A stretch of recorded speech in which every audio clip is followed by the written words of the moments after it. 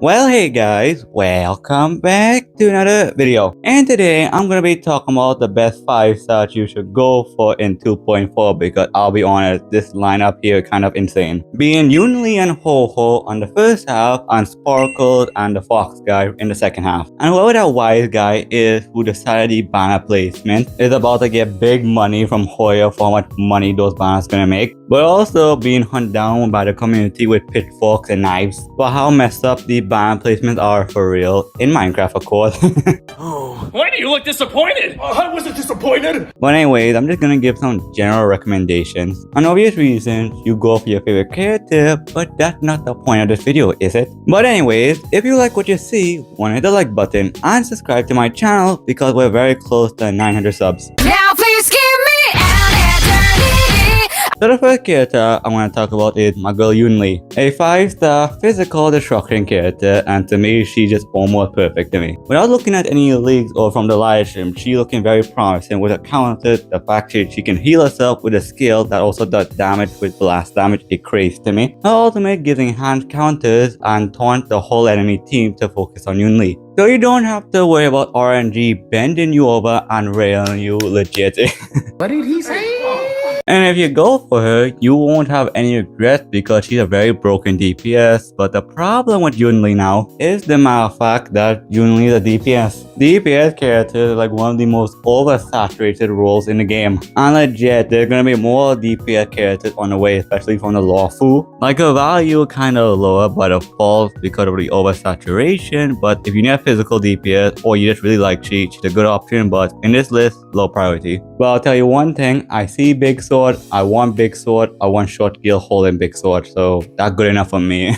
Trapped within these walls, you left our souls to drift away. Alright, for the next character we'll be talking about is Huohuo, and her value can depend on a lot because her value can be really insane or kind of low. Since Huohuo is a healer that can sustain but also buff your attack and energy recharge, which is really good for like DOT team, your main carry, while giving you offensive buffs while also keeping your team alive. Like if you need a healer, Huohuo got your back, but here's like the problem because though Huohuo can be pretty insane, it kind of depends if you already have characters that can keep you alive. There's Fusion, Adventuring, Galga, Luocha, Solo Sustain, Japard, so that can depend on that, but also kind of hurts like Huohuo value is a certain 5-star abundant character that will be coming out in 2.5, and you know how they like to power creep sustainers to make you want to pull for either healer or preservation unit. For obvious reason, she will be able to soul sustain, but it might give she insane secondary buffing capabilities or make she an insane sub DPS. Any one of them is possible, especially with this type of power creep. Like this one depends a lot on who you want, or if you want like a better option, I would just say wait for 2.5. Well, healers are broken regardless, and especially if you just want to get Huohuo so you can get the win DPS that coming up in 2.5 as well. Or hell, you might be one of those players that pull up without a healer in MOC and big dick everything with how high your damage is. That can definitely work too.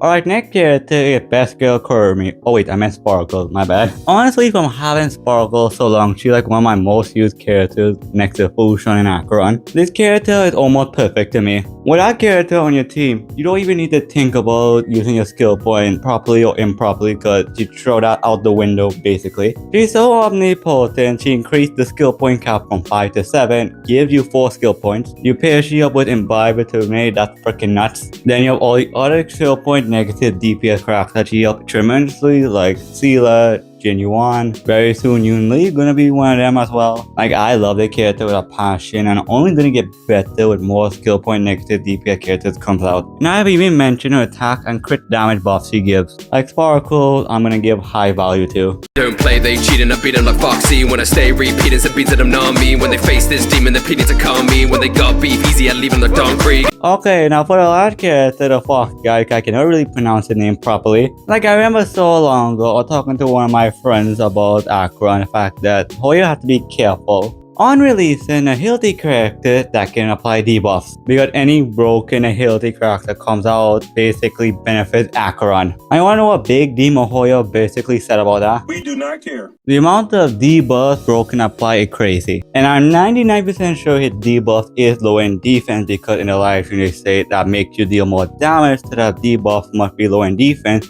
and he can apply it to attacking, his skill, and his ultimate. Also in the live stream, they show him only attacking 3 enemies because there are only 3 enemies, but most likely, I'm assuming, it's also gonna hit 5 enemies on the field. Like this character is primarily used for obviously teams that want to lower enemy defense, like any standard DPS, but primarily this is really just for Acheron basically. And also, this is actually pretty insane for a character like Firefly 2 because break effect teams also want you to lower the enemy defense and they get the benefit from that. Like it really just better Pela and better Silverwolf minus the fact that Silverwolf can apply other elements. Without even thinking about this too much, bro is already a tier 0 character, easily top 5 characters now. And that's why I kinda say this is cruel because they know exactly what they're doing, putting him on the second side instead of the first side. Like you know how much people are gonna go broke for Yunli and they're gonna be so sad when they realize how broken this character is gonna be on the second half. Like Yaoqiu is just gonna be far broken, you know, ifs, ands, or buts. That's a fact. Like he's definitely gonna be a big improvement for your Acheron team. Not needed, but at the same time, he will make your Acheron team so much better. And it doesn't even help that bro just has so much sauce in the kid. That ult is peak. So Yaoqiu, very high value.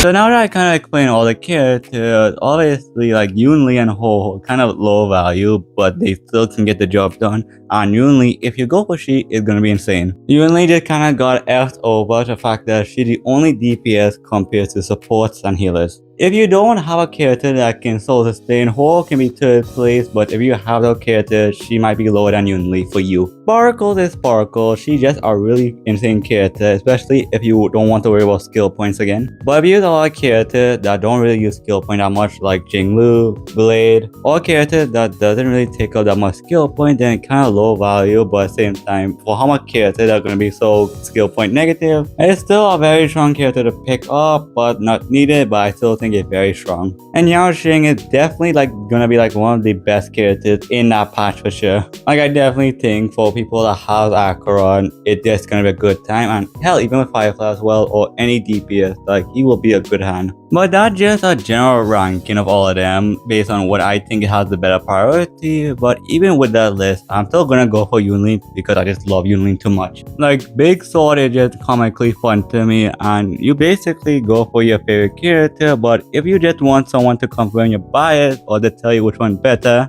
there you go.